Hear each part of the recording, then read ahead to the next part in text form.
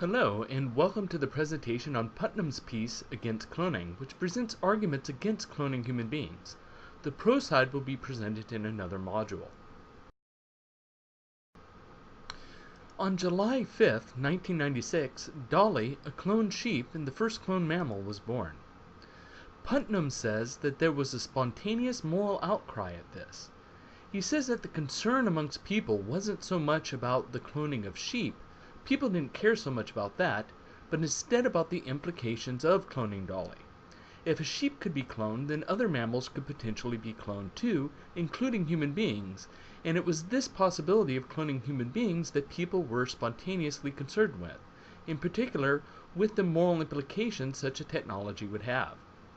One of the things Putnam finds especially interesting about this is that this outcry was the result of no prior moral principle.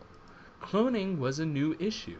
There was no prior moral taboos against cloning since it had never before been an issue. And, nevertheless, a large portion of the population was spontaneously concerned about its moral implications. Putnam points out that there are several issues that might concern us regarding cloning. One concern is that the cloning of crops and farm animals could reduce the genetic diversity of these plants and animals to the extent that a single plague could cause large-scale famine. This is because in a genetically diverse population, there are more likely to be some individuals immune to any given disease, or those that are able to fight it off. But in a group of clones, if one is susceptible, they all are. Another consequential concern is that cloning might reduce human genetic diversity in a similar way and with similar results. But these are not the issues that Putnam is concerned with in this paper. Instead, Putnam is concerned with the case where 1. Cloning is perfected, and 2. Parents have cloned their children so that the child is just like so-and-so. It should be noted that Putnam is coming from a Kantian framework here, so it would be useful to keep in mind Kant's basic theory, including his categorical imperative. This is also why Putnam is not as interested in the issues regarding the possible consequences of cloning, since Kantianism is a non-consequentialist theory.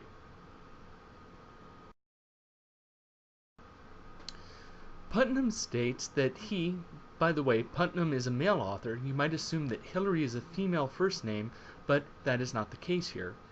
Anyway, he thinks that it is a mistake to try to begin ethics with moral principles. Instead, he believes that ethics should begin with the moral image. He does not think that everything about morality follows logically from that moral image, but rather that, 1. No theory of ethics is really complete without such a moral image, and 2. This moral image is important for how the theory hangs together. For Kantianism, he says that this moral image is human equality. If you remember Kantianism, we can see some reasons why this is the case, which we will talk about on the next slide. The Kantian moral image. Remember Kant's kingdom of ends version of the categorical imperative. Always treat persons, whether yourself or others, as ends in themselves, and never as a means to an end only. Paraphrase for clarity. If you recall, we said that a less formal way to express this formulation would be to say, don't use people as mere tools. If you're using another person as a tool, or just as a means to achieve your own goals, then you are treating that person as less than a human being, while at the same time holding your own desires to be more important than those of the person you are using. Doing this would be treating yourself in a privileged way over others, which is the antithesis of treating people equally. This formulation treats the will of all human beings as beings of ultimate moral value. The second formulation was the universalizing formulation, which says, only act on those maxims, rules, principles, which you can will to be a universal law of nature. Again, paraphrase for clarity. How do these relate to human equality? Well, suppose that you violate this version of the categorical imperative and act on a rule or principle that you can't will that all other rational beings universally follow. Then that means that you are doing something that you cannot will all other people to do as well. Again, this would be treating yourself in a special or privileged way, essentially saying, I'm special. I don't have to follow the same moral rules as everybody else. Thus, Putnam sees the notion of human equality as being part of the Kantian moral image. Of course, it should be noted that Kantianism is not the only theory that treats people equally. You should recall that utilitarianism, for example, counts everybody's pleasure and pain to be of equal moral value. One moral image that Putnam believes that we have is the moral image of the family. He believes that this moral image is not only important for how families are structured themselves, but also for many larger relationships that are within society that are seen as analogous to family relationships. He talks about the metaphorical notion of brotherhood as an example. He points out how important the notion of brotherhood was for the French Revolution, being put on par with equality and liberty as values. The idea of brotherhood has been important to the American civil rights movement as well. We often talk about treating our fellow human beings as brothers and sisters. Putnam believes that such images are more than just metaphors. They can help shape how we see one another and ultimately how we treat one another. Putnam also points out that there have been many less positive images of the family and how they can help contribute to harm. He uses as an example Nazi propaganda posters of perfect Aryan families, where everybody is blonde, all the men are muscular, everybody is well groomed and smiling, and so forth. To the right is an example of one of these images. He of course isn't claiming that such images alone are responsible for Nazism, but rather that these images can reflect the values of a people and in turn can help shape or reinforce those values. Putnam asks us what we want our moral image of the family to be, and how that image might be changed if, first, human cloning were perfected, and second, if parents started having cloned children so that they would be just like so-and-so.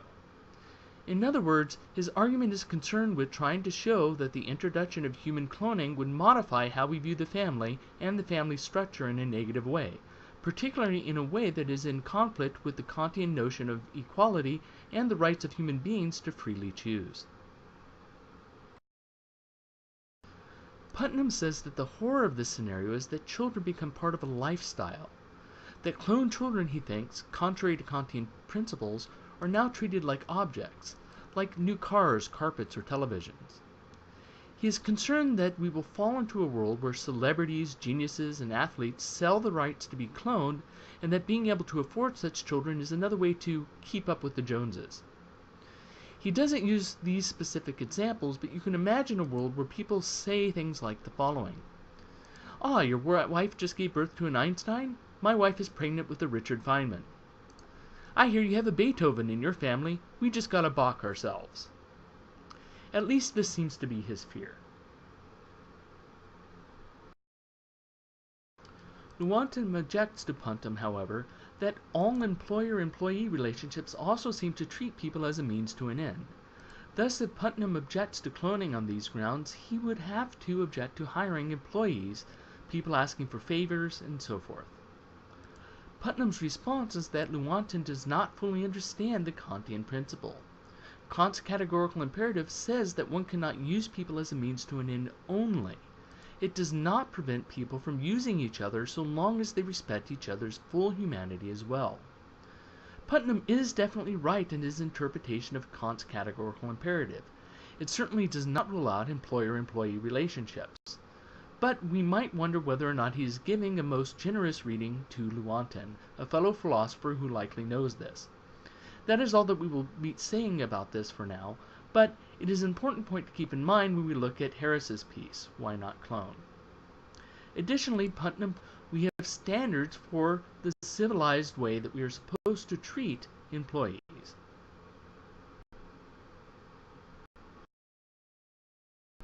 So what sort of moral image should we have? As previously noted, Putnam believes that there can be many moral images that can lead to equally good lives, but he thinks that any good moral image of the family should 1. Conform to the Kantian maxim, e.g. the categorical imperative. 2. Treat all members of the family as ends in themselves. 3. Give ultimate value to an individual's ability to make her or his own moral decisions. Remember that autonomy and the ability to exercise one's own rational will is extremely important for Kant, since only the good will has moral value. If you deny a person the ability to make rational moral choices, you deny her or him what is ultimately valuable about themselves. This is extremely important.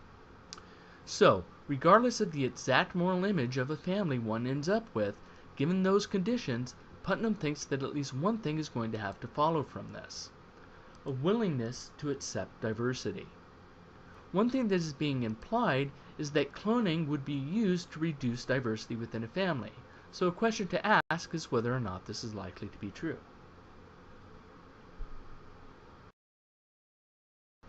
Putnam also has something to say about parent-child love. He thinks that parental love for children is special because parents do not choose what their children will be like, but love them anyways. He believes that this is especially beautiful and valuable. This is unlike almost all other kinds of relationships, according to Putnam. People choose who they will date or marry based on that person's traits. They choose their friends based on their traits. They even have some choice in terms of who they will associate with in terms of business and general acquaintances, and make those decisions based on traits they like or dislike.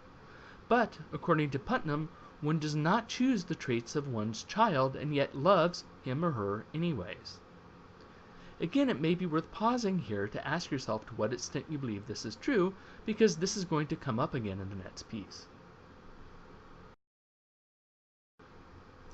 Putnam believes that our moral image of the family should reflect our tolerance of diversity in society, and believes that the notions of families being all alike could lead to eugenics, racism, and other xenophobic tendencies. He believes that the moral image of the family should actually value the unpredictability of children. I have included the definitions of eugenics and xenophobia at the bottom of the screen in case you are unfamiliar with these terms.